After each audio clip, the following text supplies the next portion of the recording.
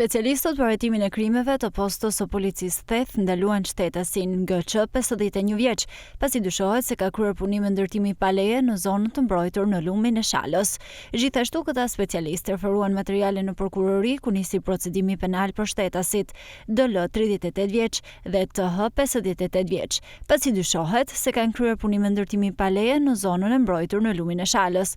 Specialistët për hetimin e krimeve ekonomiko-financiare referuan materiale në prokurori ku nisi procedimi penal për shtetasin MP 55 vjeç, banues në fshatin Shëlqet, pasi ka kazuar shtetasi AB 55 vjeç, banues në fshatin Mjed, se shtetasi MP i ka marrë kartën e identitetit duke e mashtruar dhe ka përdorur ato për të marrë kredi në një institucion financiar. Specialistët për hetimin e krimeve të Komisariatit të Policisë Shkodër referuan materiale në prokurori ku nisi procedimi penal për shtetasin AQ 37 vjeç, banues në Shkodër, pasi dyshohet se ka kanosur me fjalë një 37 vjeçare banuese në Shkodër. Shërbimet e PKK Muriçan kapën shtetasin në kërkim KA 33 vjeç, i cili dyshohet si autori vjedhjes së një shume parash në një dyqan në lagjën Kongresi Përmetit në Shkodër.